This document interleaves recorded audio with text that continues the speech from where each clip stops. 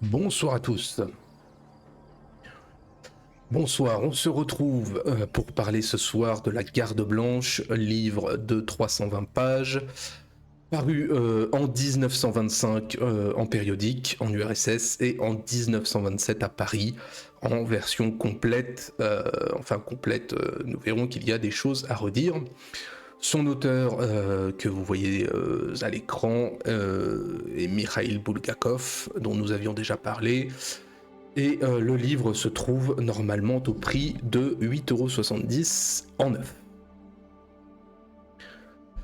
Donc, nous avions déjà parlé de Mikhail Bulgakov pour Le Maître et Marguerite, son chef-d'œuvre le plus connu, chef-d'œuvre incontestable.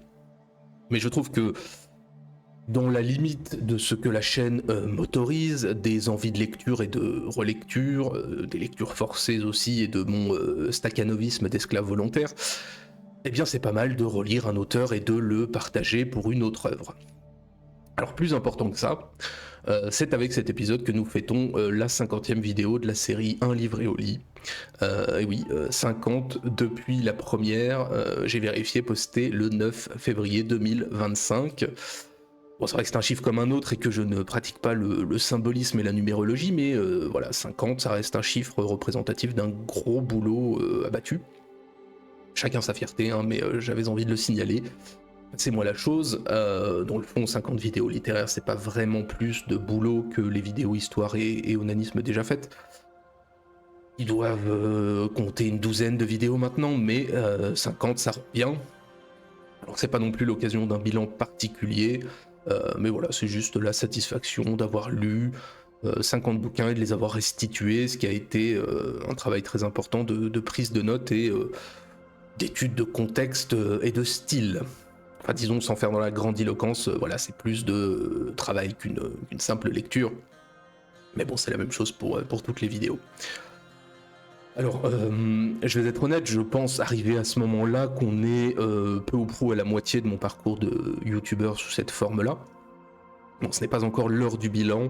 Celui de la seconde saison sera fait en temps et en heure à la fin de l'année. Mais j'ai maintenant assez de recul pour savoir quelle voie peut être prise et quelle voie me sera interdite à plus long terme, disons à plus long terme à l'issue d'un terme triennal. Bon, j'ai pas mal hésité en y réfléchissant à en dire plus, à faire un point sur ce recul-là, sur mes pensées, sur la méthodologie, mais tout compte fait, on n'est pas là pour ça pour le moment, donc profitons de l'instant présent et jouissons de cette 50e vidéo, qui devait être, pour l'anecdote, sur un autre livre, mais constatant que le nombre de spectateurs, s'il ne décroît pas, ne connaît pas de croissance non plus, donc je me suis dit que si je faisais un livre médiocre, contemporain et d'une auteure dont personne n'a rien à foutre, à juste titre, j'allais finir par parler tout seul, ce que je fais déjà assez au quotidien. Allons-y donc pour cette 50e et eh bien, respectons les traditions et la coutume. Commençons par l'auteur et le contexte. Alors ça m'est déjà arrivé. Généralement je ne refais pas la biographie d'un auteur si les deux restitutions sont proches. Or là, Le Maître et Marguerite, ça devait être dans le premier tiers de 2025, donc ça fait plus d'un an, ou à peu près un an en tout cas. Je pense qu'on peut se permettre de reparler de sa vie. C'est en forgeant que l'on devient forgeron, donc au bout du 3e ou 4e livre de lui, vous connaîtrez par cœur son existence et ses vicissitudes. Donc Bulgakov est un fils de bonne famille, né en 1891, fils d'un professeur à l'université de Kiev, premier-né d'une famille nombreuse et surtout, ce qui a son importance, d'une famille russe. Pas de confusion possible, Bulgakov est un russe dont la famille vit en Ukraine. Ukraine qui appartient pour partie à l'Empire russe à cette époque. C'est une famille qui a la fibre artistique, théâtre, piano et compagnie, c'est à la fois anecdotique et fondamental dans son développement. Son père, qui est atteint d'une néphrangiosclérose, Mikhail Bulgakov connaîtra le même sort, son père meurt en 1907. Il termine lui ses études secondaires en 1909 et s'inscrit à la faculté de médecine de Kiev, où il obtiendra son diplôme en 1916. Entre-temps, il s'est marié et Dès la fin de ses études, il est médecin volontaire dans un hôpital du coin de Smolensk, puisque, bien entendu, nul besoin de vous rappeler que c'est la Première Guerre mondiale encore à cette époque. Il y devient morphinomane, ce qui le conduira à écrire certaines de ses œuvres. Il commence à écrire et au moment de la révolution d'octobre, il est à Kiev comme Junker. Il s'installe dans la foulée dans cette ville comme médecin, vénérologue de mémoire, parvient à se sevrer, il est témoin de l'année 18 à Kiev, qui est quand même riche, ça lui servira de cadre pour le livre qu'on va aborder. Finalement, il s'engage dans l'armée blanche comme ses frères, enfin, lui est réquisitionné comme médecin, encore une fois une réquisition qui correspond sans doute à sa vision politique malgré tout, hein. Il n'est peut-être pas réellement volontaire, mais très sûrement pas réfractaire. Il se retrouve à la fin de l'aventure malheureuse des armées blanches typique à Vladikavkaz à la fin de la guerre et bientôt il décide d'abandonner la médecine au profit de l'écriture. Les bolcheviks d'ailleurs le laissent tranquille malgré son statut d'engagé ou de réquisitionné dans l'armée blanche. D'ailleurs j'y pense, on a une tier list des maladies qui arrive très bientôt. Donc choix de l'écriture, bon choix pour la postérité, mais dès le début dans cette activité, il a bien entendu des problèmes par son statut forcément d'ex-blanc. Il s'installe à Moscou, sous un régime qu'il n'aime pas mais qu'il devine pérenne, et surtout il a l'ambition, la plus importante chose pour lui qui subordonne le reste, l'ambition de devenir un grand écrivain russe. Il vivote jusqu'en 1925, multipliant les articles de presse, les récits, les livres dans les périodiques, quand la censure laisse passer. Il se remarie cette année-là, date à laquelle, 1925, est publié le premier tiers de la Garde Blanche dans une revue. Ce sera fait en 3 fois avec de nombreuses difficultés, puisque le texte était considéré comme trop favorable aux Blancs. Et la parution ne pourra se faire en entier, ce premier tiers deviendra l'œuvre que vous avez entre les mains, on en reparlera bien sûr dans le contexte général. Il va l'adapter, ce livre, en pièces pour contourner le problème, ce qui lui vaut une volée de bois vert des critiques officielles, Les Jours des Tourbines de son petit nom à cette pièce, grand succès public finalement pendant assez longtemps. Vous avez ici une photographie de la pièce jouée. C'est au moment où les cadets et autres se trouvent dans l'école sous le portrait du tsar. Commence dès lors ce dont on avait parlé l'an dernier dans sa biographie, la litanie des censures et des refus, ce qui n'empêche pas ses premières pièces encore une fois d'être jouées, ce qui ne l'empêche pas aussi en parallèle de voir son appartement perquisitionné par la GPU dès 1926, et à partir de 1929, Staline critique lui-même durement le théâtre de Bulgakov, alors que, en passant, encore une fois pour l'anecdote, Les Jours des Tourbines était une de ses pièces préférées, qu'il a vu plus d'une dizaine de fois, dont certaines fois incognito, anecdote qui semble, après vérification, tout à fait avérée, et d'ailleurs il permettra qu'on la rejoue à partir de 1932, il épargnera aussi des problèmes judiciaires à quelques reprises à Bulgakov, mais donc là, son répertoire saute, c'est fini pour un temps. Comme j'ai dit, ça reprendra sur injonction de Staline, et la pièce sera jouée quasiment 1000 fois entre 32 et 41. Et il faut se rendre compte que c'est une pièce où la salle se lève pour chanter le vieil hymne russe, hein. Peut-être plus en 41, mais en 26, oui, ça fait partie des choses qui finiront par la faire interdire. Voilà, on peut dans ce parcours de la pièce y voir des incohérences dans tous ces revirements, mais c'est le plaisir de l'arbitraire, hein. Ça devait être drôle pour un théâtre de faire interdire ses pièces sur injonction de Staline, et de voir ce dernier se présenter et demander pourquoi on ne jouait pas Les Jours des Tourbines 3 ans après.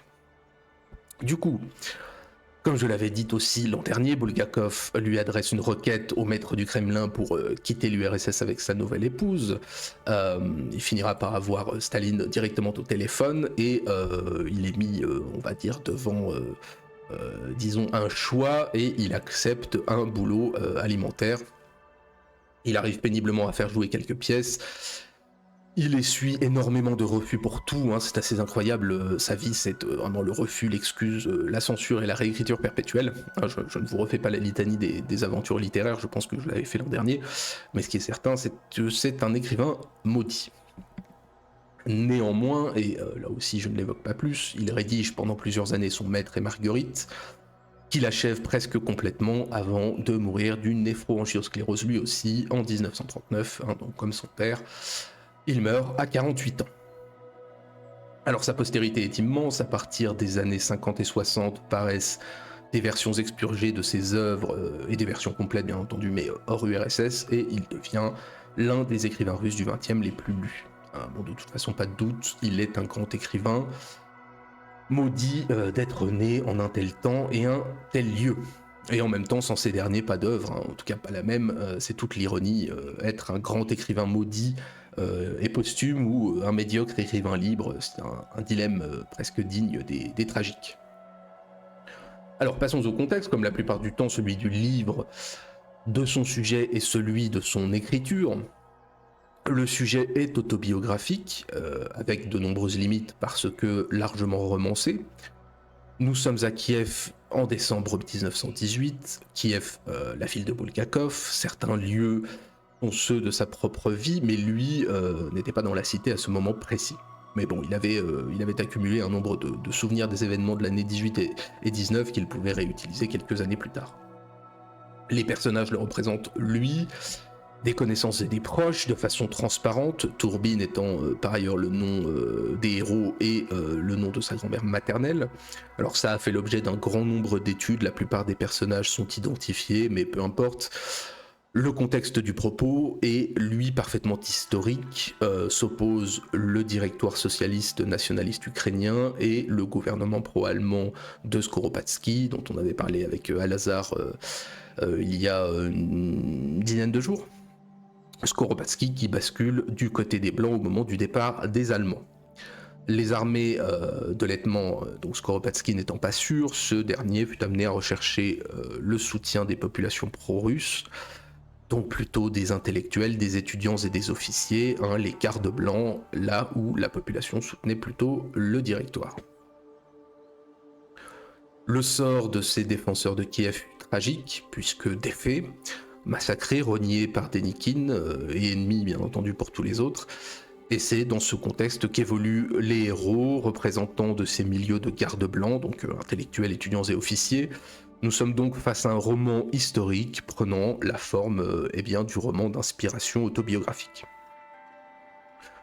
Sur le contexte d'écriture, il est délicat de définir à quel moment Bulgakov commença à l'écrire du fait de plusieurs publications disparates et d'une forme voulue de trilogie à la base. Avec certitude, ce que nous avons entre les mains fut écrit, de façon originelle entre 1923 et 1924, à une des époques les plus difficiles matériellement pour l'écrivain.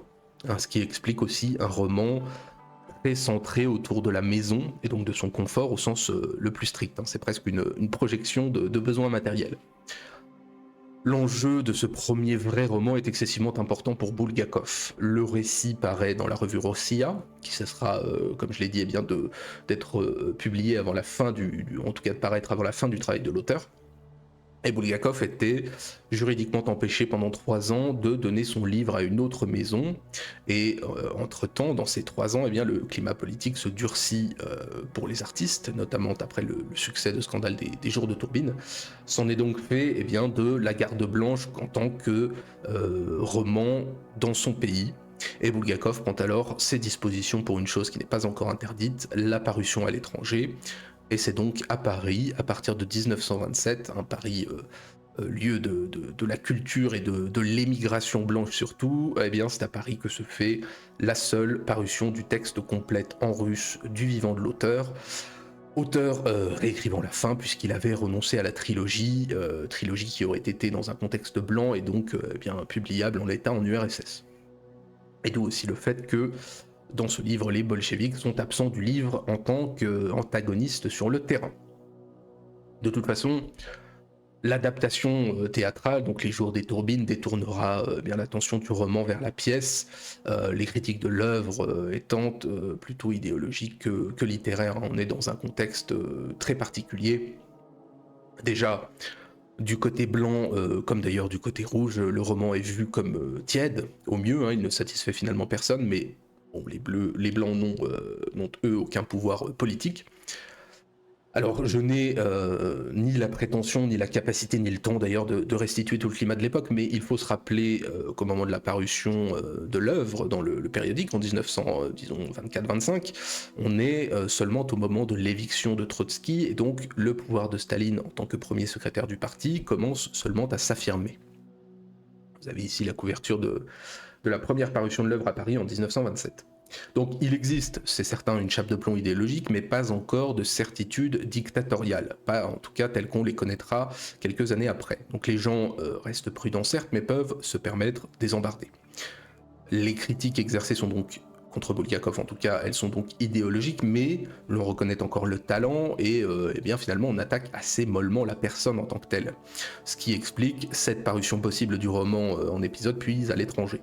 C'est un contexte de parution déjà plus explicable que l'énigme qu'est le don paisible, dont on va reparler bientôt, je crois que c'est en juillet, donc préparez-vous pour une vidéo très longue, puisque c'est un de mes livres de chevet.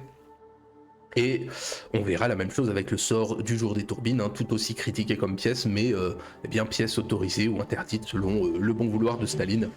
Et finalement, le livre La Garde Blanche paraîtra en URSS en 1966, expurgé notamment de tous ces passages, et ils sont assez nombreux, passages désobligeants pour l'Ukraine. Mais eh bien, allons-y pour le roman. Alors qu'est-ce que les Blancs doivent garder ? Nous sommes en décembre 1918, seconde année de la Révolution, dans la mer des villes russes, au 13 rue Saint-André. Vous l'avez ici, eh bien c'est la maison de Bulgakov qui occupait l'étage avec sa famille. Je crois que l'adresse réelle étant le 13 descente Saint-André, mais peu importe. Maison occupée en l'occurrence par Alexis Tourbine, médecin de 28 ans revenu de la guerre, par sa sœur Hélène, 24 ans et épouse du capitaine Thalberg, par son frère Nikolka de 17 ans et la servante Alyosha. Chaque jour qui passe n'entraîne pas l'apaisement de la tempête venue du nord. Nous croisons donc eh bien, ces figures réunies autour de la chaleur d'un poêle barbouillé d'inscriptions criant sus à Petliura.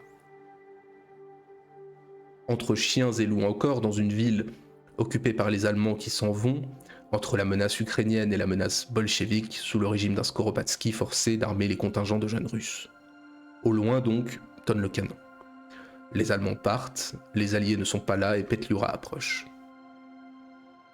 Se présente un ami, un des compagnons récurrents des Tourbines et du livre, Michlaïevski, il y en a quelques-uns, Michlaïevski qui tenait avec 40 hommes gelés un secteur de Kiev. Dieu sait qui commande et qui obéit, on ne sait même pas qui est l'ennemi. Vient aussi le capitaine Thalberg, mais lui, pour mieux repartir, il représente eh bien, cette race des opportunistes du temps. L'homme a des relations, déjà il fuit la ville.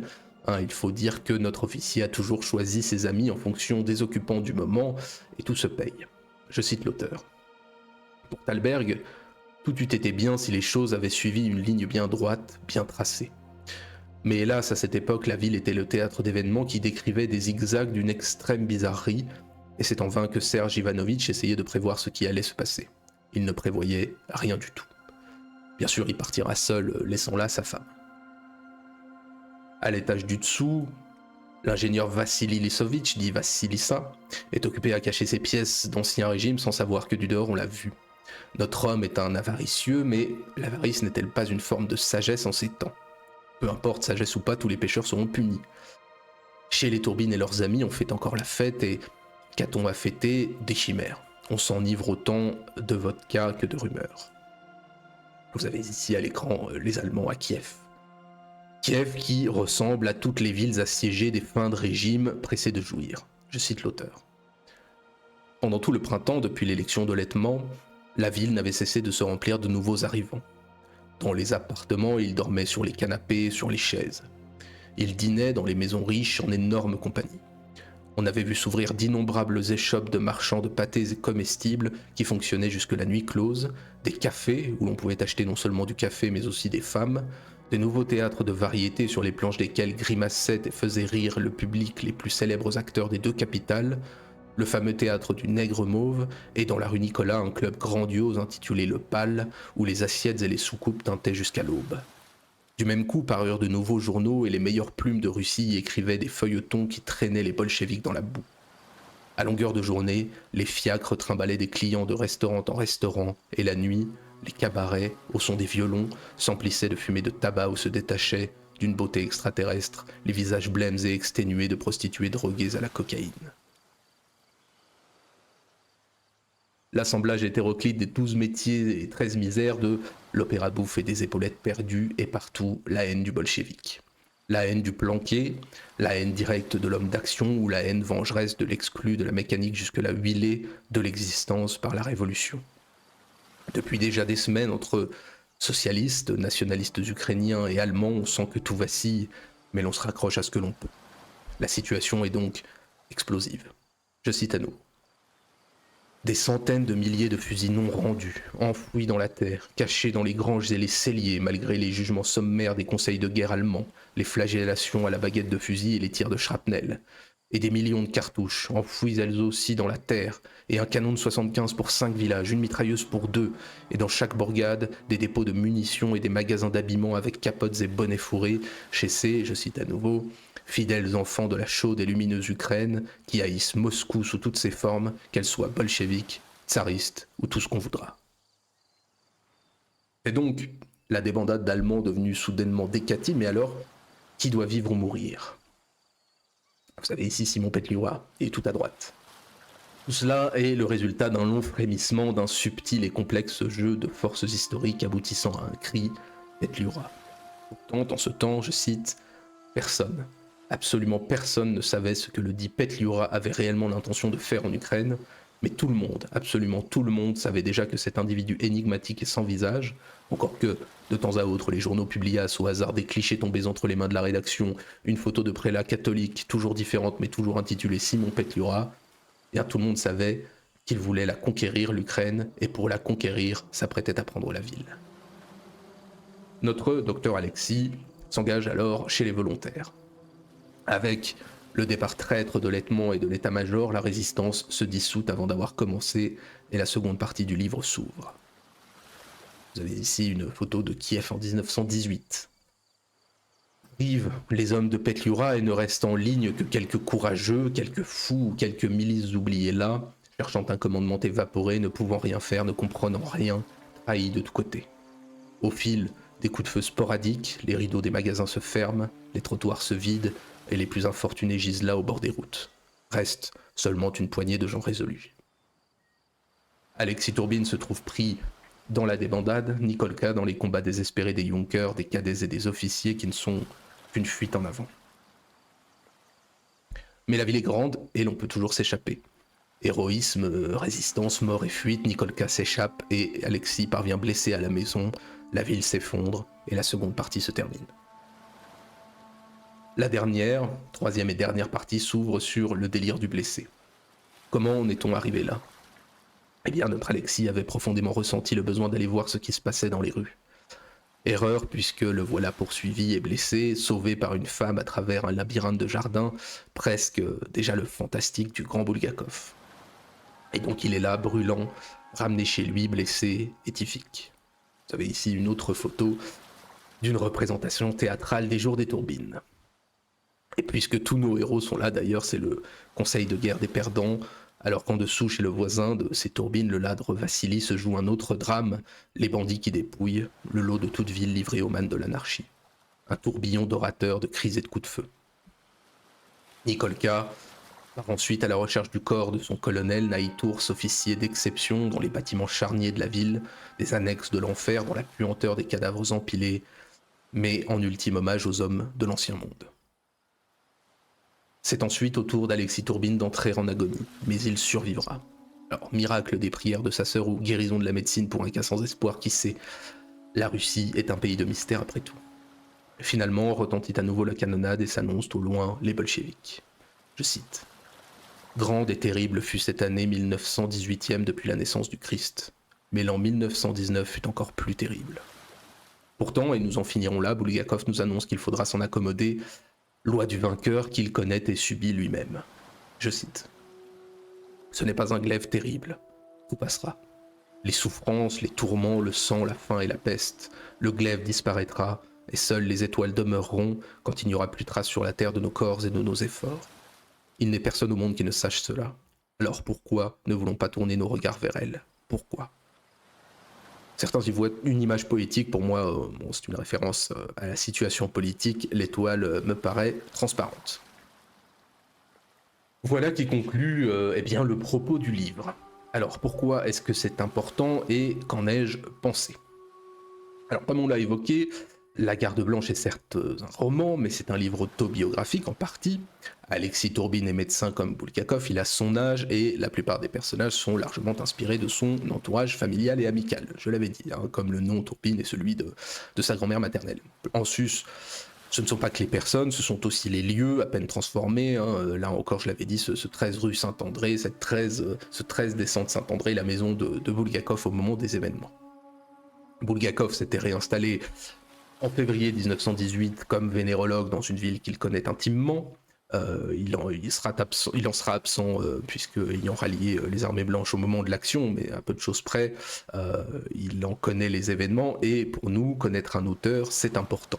C'est un autre Bulgakov et un autre livre sur la guerre civile russe. Encore que ce soit pas vraiment cela, on va y venir, et que Bulgakov quelque part n'y livre que ses penchants connus,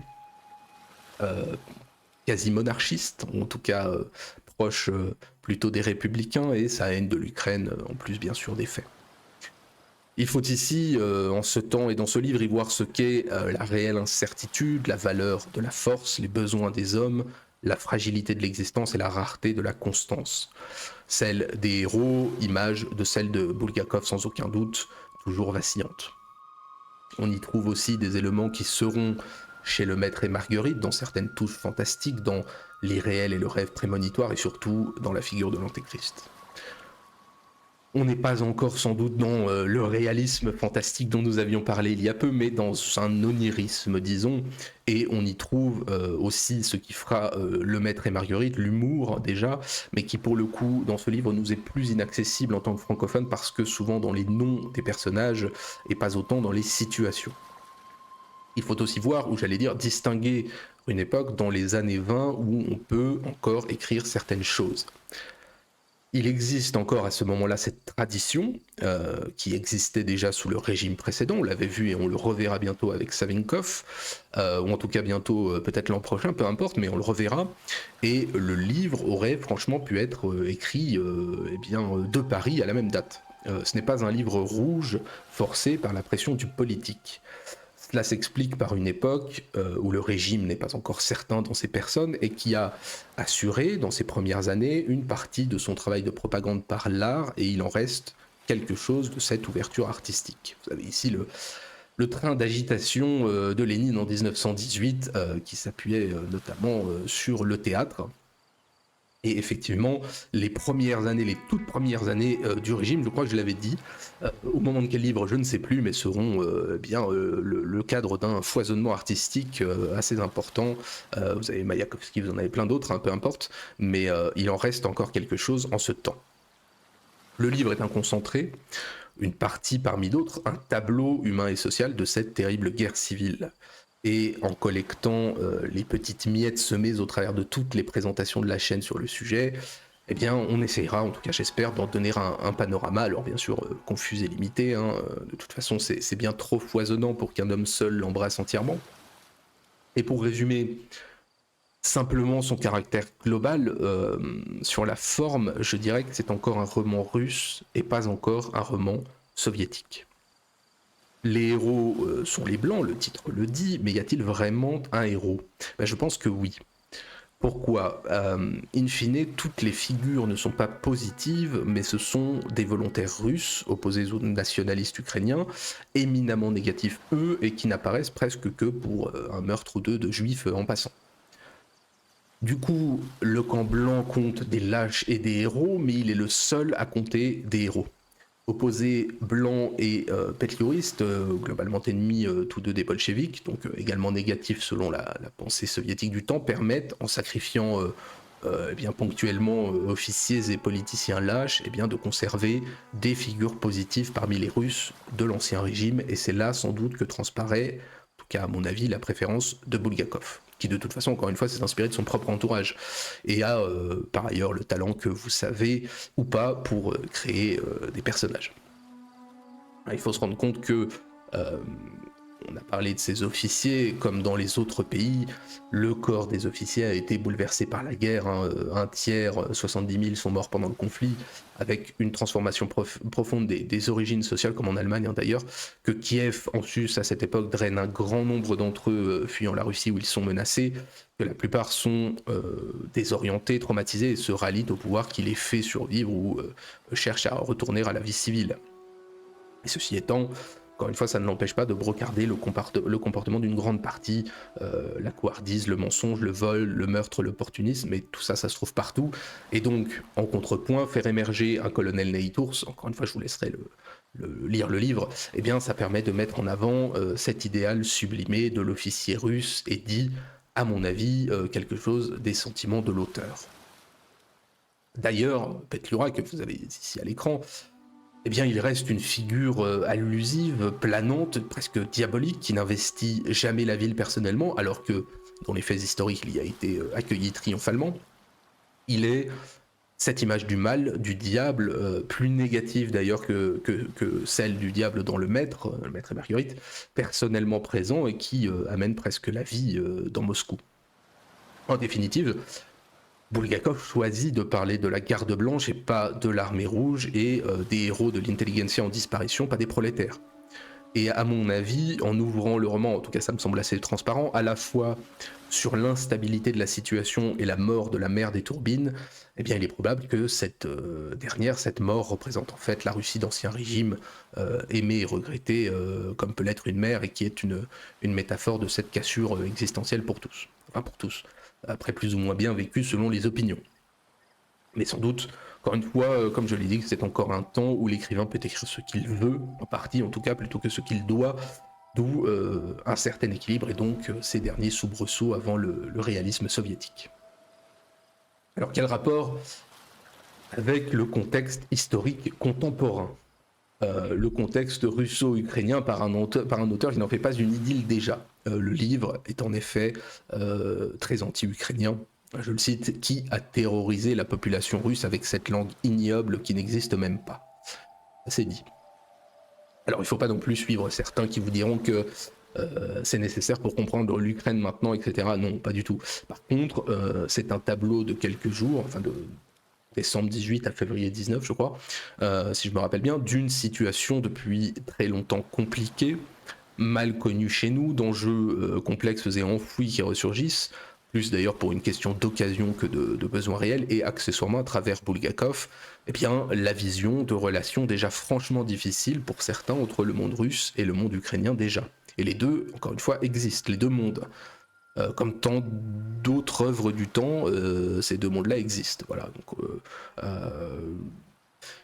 je suis parfois laissé dubitatif par les experts de la question russophile qui nous signifie que l'Ukraine n'existe pas, ce qui va à l'encontre de gens qui ont vécu ces époques-là personnellement.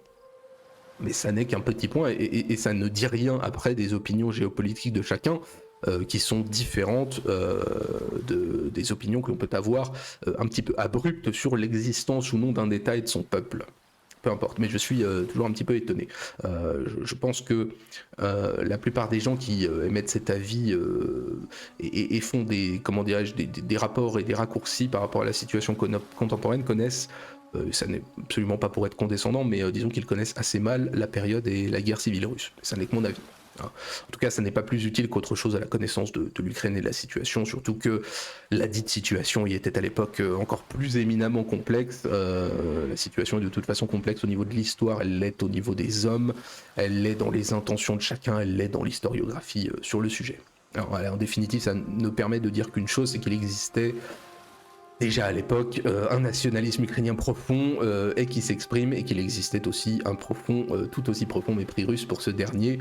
Ça ne veut pas dire que l'histoire se répète ou qu'elle était écrite, hein. Ce sera libre pour vous d'en tirer vous serez libre d'en tirer les leçons que vous souhaitez. En tout cas, chez Bulgakov, cette haine profonde de l'Ukraine transparaît.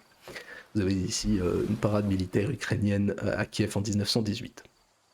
D'ailleurs, Je le dis aussi en passant, ce n'est pas un livre de grandes batailles épiques, pour ceux qui s'intéressent plus à cet aspect.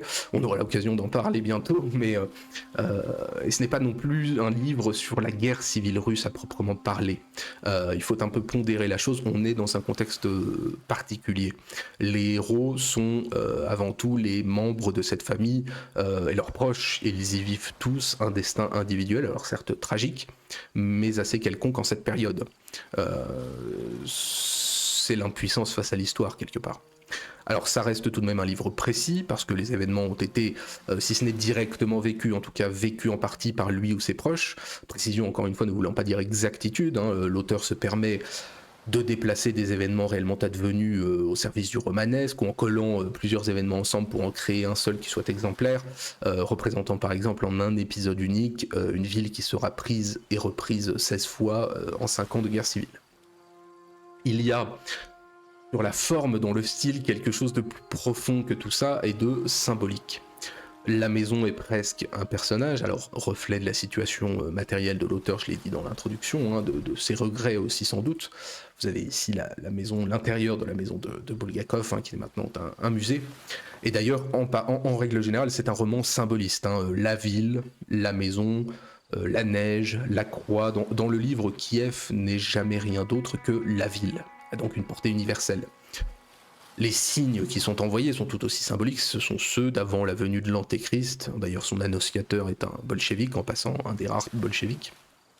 La cité et le chaos, et la dichotomie maison et extérieur. La maison est le monde de l'intime, donc celui des valeurs bourgeoises, esthétiques et culturelles qui bientôt disparaîtront.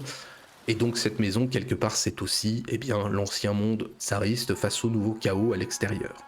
La troisième partie de l'œuvre, d'ailleurs, est presque scénique, théâtrale, hein, au sein de la maison.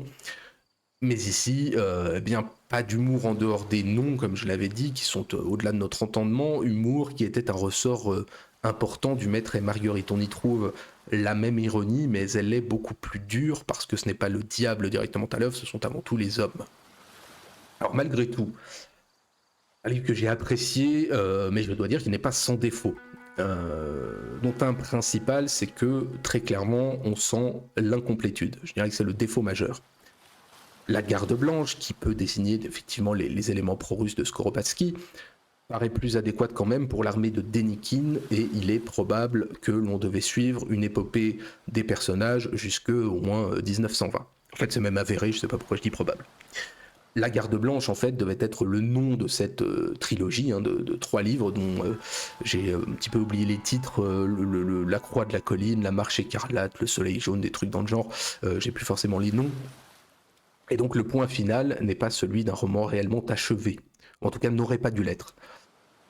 Et on a un peu l'impression à certains moments, ou en tout cas on ressent que l'œuvre devait être une trilogie, et qu'il y a eu aussi pour l'auteur des impératifs liés à la politique du temps.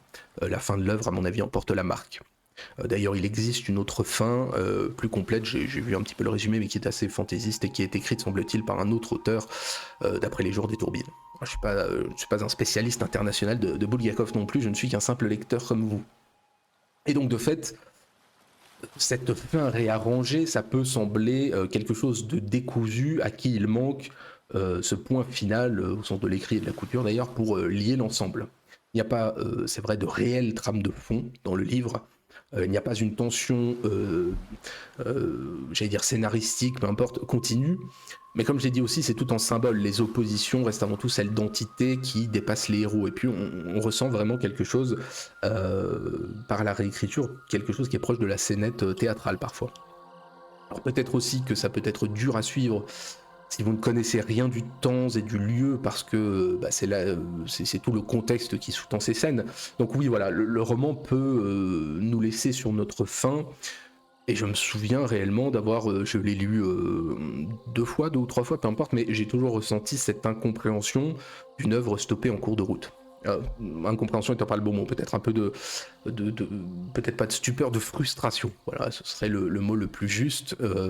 On sait et l'on sent que le livre ne devrait pas se terminer totalement ainsi. Mais l'important c'est là aussi, comme pour d'autres livres malgré tout, que reste-t-il de ces gens si personne ne les écrit ? il faut se rendre compte que les événements réels, une part d'entre eux, n'existaient pas en URSS puisque personne ne pouvait en parler. Alors, je rappelle que les faits n'existent que s'ils sont vécus ou racontés par le son, la vue ou l'ouïe, le fait réel ou imaginaire. Un fait inconnu est un fait qui n'existe pas. Hein, c'est le principe de l'inconnu.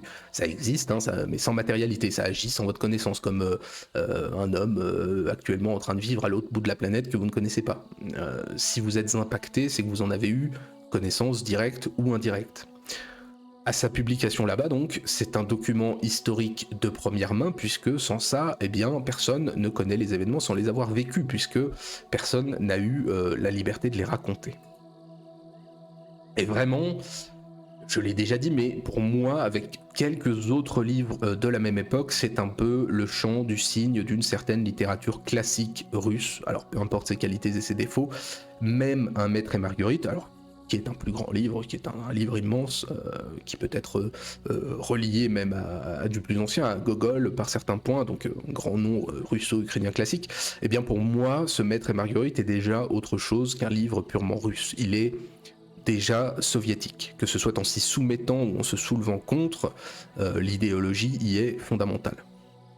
Donc ici, chant du cygne du livre russe et de sa part d'universel, ce qui explique qu'il ait pu plaire à Staline, livre aussi des perdants de l'histoire et de leur tragédie, hein, c'est toujours, ça fait toujours quelque chose, tous les pays ont connu la chose, hein, la plupart en tout cas des pays d'Europe ont été des vainqueurs et des vaincus, et ont livré en conséquence eh bien, une littérature de ces vaincus qui offre toujours bien un panorama assez tragique.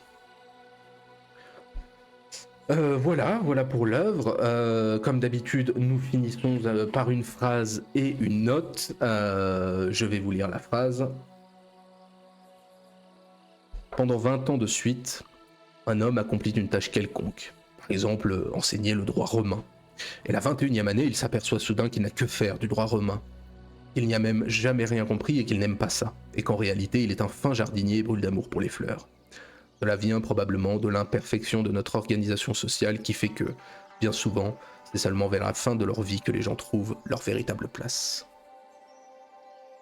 Quant à la note, eh bien ce sera bien entendu une référence au titre. Hein. La note sera de garder les blancs sur 10. Voilà, une note qui peut toujours servir. Bien. Voilà pour ce soir. Programme de la semaine, eh bien écoutez, c'est une semaine normalement de réception.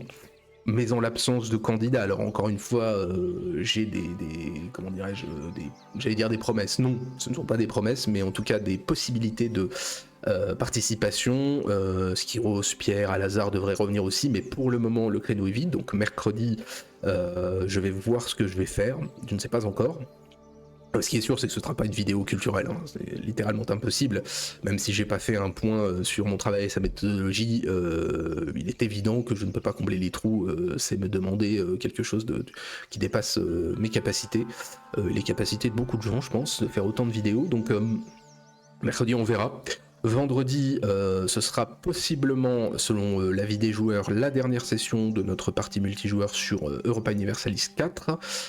Et dimanche prochain, si je me souviens bien, mais de toute façon le programme est sur Discord et sur Twitch, je ne vérifie pas, mais je crois que nous traiterons eh bien, d'un autre grand livre de notre littérature du XXe siècle, puisque, si je ne dis pas de bêtises, mais je vais quand même me permettre de vérifier, au cas où je dise une connerie.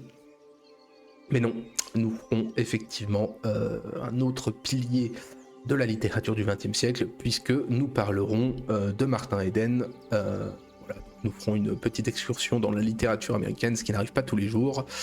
Donc voilà pour le programme de cette semaine. Vous verrez bien ce qui vous attend mercredi, peu importe, hein, à la limite, c'est d'une importance relative.